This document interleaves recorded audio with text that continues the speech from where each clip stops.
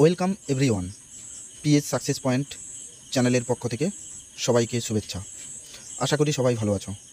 আজকের এই ভিডিওটি মূলত বিদ্যাসাগর বিশ্ববিদ্যালয়ের অন্তর্গত যারা ইতিহাস অনার্স নিয়ে বর্তমান 4th সেমিস্টারে পড়ছো, মূলত তাদের উদ্দেশ্যেই আজকের এই ভিডিও। আজকের এই ভিডিওতে আমি আলোচনা করব ইতিহাস অনার্স 4th সেমিস্টার CC9 এই পেপারের উপর প্রিভিয়াস ইয়ারে আসা ফাইনাল পরীক্ষার প্রশ্নগুলো নিয়ে। 2021, 2022 এবং 2023 এই তিনটি ইয়ারে CC9 এই পেপারের উপর যে সমস্ত প্রশ্নগুলো এসেছিল সেইগুলো আজকের এই ভিডিওতে দেখে নেব, যেগুলো ফাইনাল পরীক্ষার ক্ষেত্রে তোমাদের কাজে আসতে পারে। তো চলো দেখা যাক, একে একে আমরা প্রথমে দেখে নেব 2021, তারপরে 22 এবং 23 এই তিনটি সালে কী কী প্রশ্ন এসেছিল। তোমরা জানো 2021 সালে করোনা পিরিয়ডের সময় অনলাইনে পরীক্ষা হয়েছিল, যে কারণে ইউনিভার্সিটি 15 নম্বরের 4টে করতে দিয়েছিল। CC9 এই পেপারের 2021-এ যে প্রশ্নগুলো এসেছিল সবগুলোই বড় প্রশ্ন। ফুল মার্কস ছিল 60, সময়ও 3 ঘন্টা ছিল, কিন্তু 15 নম্বরের 4টে করতে দেওয়া ছিল। পেপারটি হলো the French revolution and Napoleon Bonaparte. প্রত্যেকে এটা জানো তোমরা। তো এবারে একে একে কী কী প্রশ্নগুলো এসেছিল সেগুলো আমরা দেখে নিব।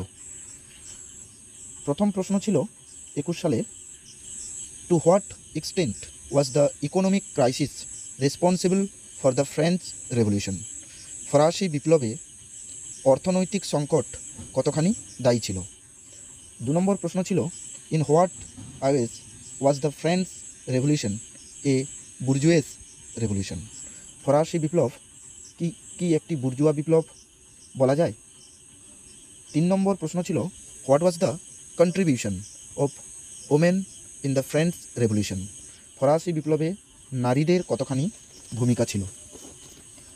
4 নম্বর প্রশ্ন ছিল, describe the role of the French constituent assembly 1789 থেকে 91।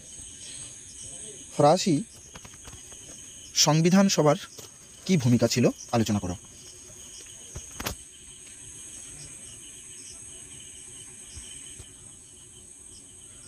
5 নম্বর প্রশ্ন ছিল, how did the Jacobins bring about a new and distinctive break in the French revolution? Jacobin দল কিভাবে ফরাসি বিপ্লবের এক নতুনত্ব এবং স্বতন্ত্রতা এনেছিল এই বিপ্লবকে বিরতি রেখে? 6 নম্বর প্রশ্ন ছিল, why did Napoleon introduce the continental system? পাঠ প্রশ্ন ছিল, why did it fail? Napoleon Bonaparte কেন মহাদেশীয় অবরোধ ব্যবস্থা প্রবর্তন করেন? পাঠ প্রশ্ন ছিল, ইহা কেন ব্যর্থ হয়? 7 নম্বর প্রশ্ন ছিল, how far did the Vienna congress of 1815 reestablish the conservative order in Europe? ইউরোপে 1815 খ্রিস্টাব্দের ভিয়েনা কংগ্রেস রক্ষণশীলতার পুনঃপ্রতিষ্ঠা কীভাবে করেছিল তা আলোচনা করো। 8 নম্বর প্রশ্ন ছিল, how did the Metternich system aim at creating a conservative system in Europe? ইউরোপে মেটারনিক পদ্ধতি কিভাবে রক্ষণশীল ব্যবস্থা প্রবর্তন করেছিল তা আলোচনা করো। এই ছিল 2021 সালে CC9 এই পেপারের ওপর ফাইনাল পরীক্ষার প্রশ্ন। এই প্রশ্নগুলো এবারের জন্য ভীষণ ইম্পর্টেন্ট। প্রত্যেকটি প্রশ্ন 10 নম্বরের, ভীষণ ইম্পর্টেন্ট। তোমরা অবশ্যই এই প্রশ্নগুলো ভালো করে পড়ে যেও। আমি অবশ্যই আগামী কাল বা পরশুর মধ্যে এই পেপারের ওপর সম্ভাব্য প্রশ্নপত্র ওপর একটা ভিডিও দিয়ে দিব। এরপরে আমরা দেখে নিব 2022-এ CC9 এই পেপারের ওপর কী কী প্রশ্ন এসেছিল।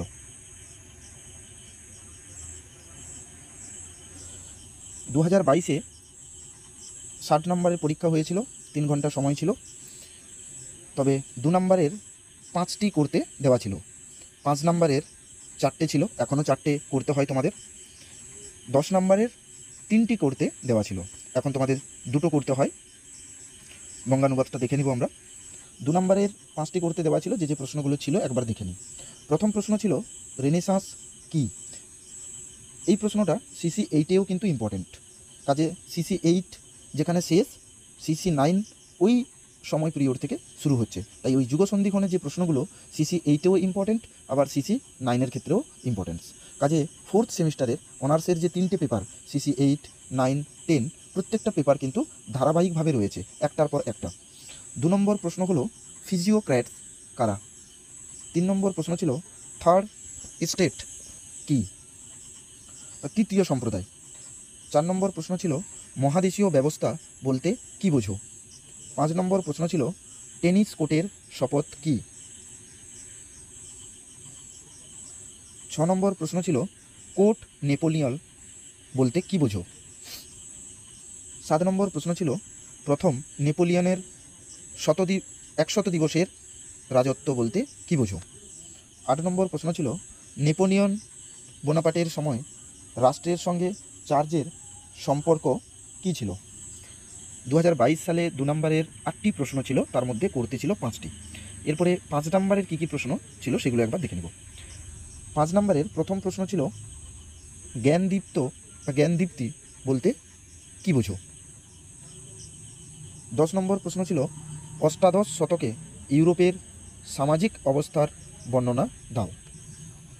11 নম্বর প্রশ্ন ছিল 1789-এর বিপ্লবের আগে ফরাসি অভিজাতরা বিদ্রোহ করেছিল কেন? 12 নম্বর প্রশ্ন ছিল জিরোন্ডিনস ও জ্যাকোবিন রাজনীতির মধ্যে তুমি কিভাবে পার্থক্য করবে? 13 নম্বর প্রশ্ন ছিল ব্যক্তি ও নাগরিক অধিকারের ঘোষণা কোন নীতিসমূহ প্রতিষ্ঠা করতে চেয়েছিল? 14 নম্বর প্রশ্ন ছিল ফ্রান্সে নেপোলিয়নের উত্থানকে তুমি কিভাবে ব্যাখ্যা করবে? এই ছিল 5 নম্বরের 6টি প্রশ্ন, তার মধ্যে 4টে প্রশ্ন করতে দেওয়া ছিল 2022-এ। এরপরে 22-এ 10 নম্বরের কী কী প্রশ্ন ছিল একবার দেখে নিই। 3টে প্রশ্ন করতে দেওয়া ছিল, 5টি প্রশ্ন প্রশ্নপত্রে ছিল।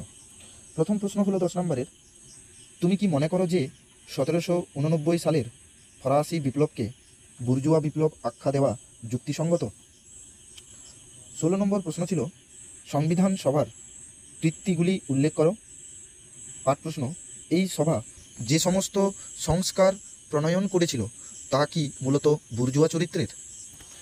17 নম্বর প্রশ্ন ছিল প্রথম নেপোলিয়নের মস্কো অভিযানের একটি সংক্ষিপ্ত বিবরণ দাও। 18 নম্বর প্রশ্ন ছিল প্রথম নেপোলিয়নের অভ্যন্তরীণ সংস্কারে ফরাসি বিপ্লবের আদর্শ প্রতিফলিত হয়েছিল।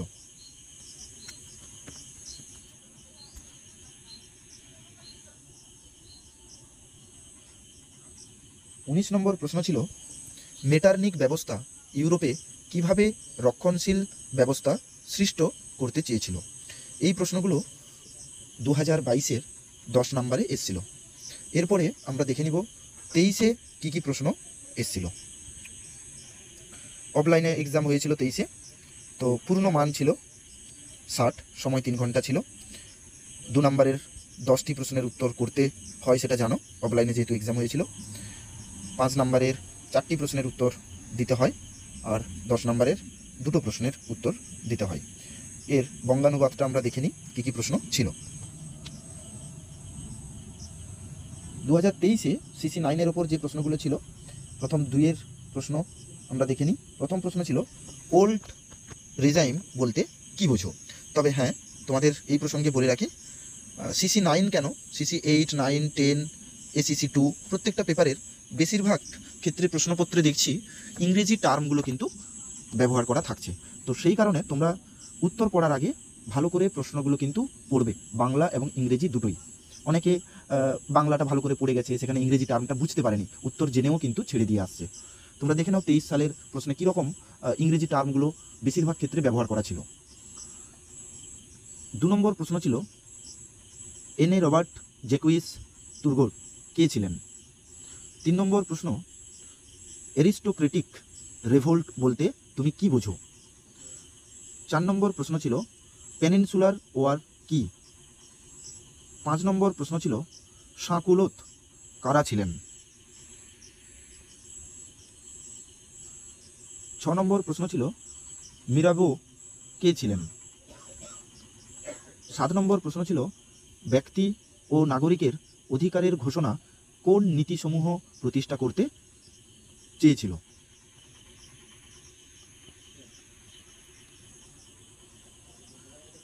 8 নম্বর প্রশ্ন ছিল কেন বাস্তিল দুর্গ ধ্বংস হয়েছিল। 9 নম্বর প্রশ্ন ছিল গিলোটিন কি। 10 নম্বর প্রশ্ন ছিল রোবসপিয়ার কে ছিলেন। 11 নম্বর প্রশ্ন ছিল কোর্ট নেপোলিয়ন বলতে তুমি কি বোঝো। 12 নম্বর প্রশ্ন ছিল প্রথম নেপোলিয়নের 100 দিনের শাসন বলতে তুমি কি বোঝো। 13 নম্বর প্রশ্ন ছিল কনসার্ন অফ ইউরোপ কি। 14 নম্বর প্রশ্ন ছিল হোলি এলিয়েন্স কি ছিল। 15 নম্বর প্রশ্ন ছিল 1815 ভিয়েনা কংগ্রেসের নীতিগুলি কি ছিল। এই ছিল 2023-এর 2 নম্বরের 15টি প্রশ্ন, তার মধ্যে করতে দেওয়া ছিল 10টি প্রশ্ন। এরপরে আমরা দেখে নিব 2023-এ 5 নম্বরের কী কী প্রশ্ন ছিল। 4টে করতে দেওয়া ছিল, 6টি প্রশ্ন ছিল। প্রথম প্রশ্ন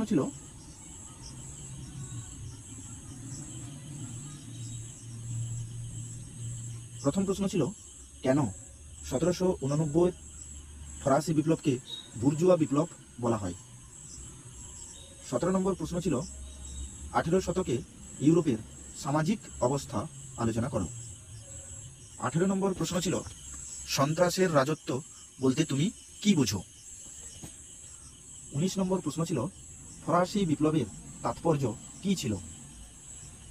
20 নম্বর প্রশ্ন ছিল প্রথম নেপোলিয়নের মস্কো আক্রমণের একটি সংক্ষিপ্ত বর্ণনা দাও। 21 নম্বর প্রশ্ন ছিল ফরাসি সংবিধান সভার কার্যকলাপের মূল্যায়ন করো। 23-এ 5 নম্বরের এই 6টি প্রশ্ন ছিল, তার মধ্যে 4টি প্রশ্ন করতে দেওয়া ছিল। এরপরে আমরা দেখে নিব 10 নম্বরের কী কী প্রশ্ন ছিল। 10 নম্বরের 2টো প্রশ্নের উত্তর করতে হয়। যে 4টি প্রশ্ন ছিল তার প্রথম প্রশ্ন ছিল ফরাসি বিপ্লবে দার্শনিকদের ভূমিকা আলোচনা করো। 23 নম্বর প্রশ্ন ছিল ফ্রান্সে কিভাবে দাস প্রথার অবসান হয়েছিল। 24 নম্বর প্রশ্ন ছিল মহাদেশীয় অবরোধ দ্বারা নেপোলিয়ন কি অর্জন করতে চেয়েছিলেন। পাঠ প্রশ্ন কেন তিনি ব্যর্থ হয়েছিলেন। 25 নম্বর প্রশ্ন ছিল মেটারনিক ব্যবস্থা বলতে কি বোঝায়। পাঠ প্রশ্ন কেন এটি ভেঙে পড়েছিল। এই 4টি প্রশ্ন 23-এ 10 নম্বরের ছিল, তার মধ্যে যে কোনো 2টি প্রশ্নের উত্তর করতে দেওয়া ছিল। তাহলে এই 3টি সালের প্রশ্ন দেখে তোমরা অনুমান করতে পারবে যে এইবারে কী কী প্রশ্ন হতে পারে। তবে হ্যাঁ, 23 সালে যে সমস্ত প্রশ্নগুলো এসছে এমনটা নয় যে 24-এ আসবে না। অনেক প্রশ্ন কিন্তু রিপিট হয়, ন্যূনতম 20% প্রশ্ন তো রিপিট হয়। তবে হ্যাঁ, পুরোপুরি একই নম্বরে হয়তো আসে না, যে 10-এরটা 10-এ আসে না, 10-এরটা 5-এ আসতে পারে বা 5-এরটা 10-এ আসতে পারে। 23-এ যেটা 5 নম্বরের এসেছিল তো সেটা 24-এ 10-এ আসতে পারে, আবার যেটা 23-এ 10-এ এসেছিল সেটা 24-এ 5-এ আসতে পারে। এই ছিল 2021, 22 এবং 23 সালের CC9 এই পেপারের উপর প্রশ্ন। আগামীকাল বা পরশুর মধ্যে আমি CC9 এবং 10 দুটো পেপারের উপরেই সাজেশন করে দিব। তোমাদের কারোর যদি কোনো সমস্যা থেকে থাকে তোমরা কমেন্টে জানাও, আমি চেষ্টা করব তোমাদের সমস্যাগুলো সমাধান করে দেওয়ার জন্য।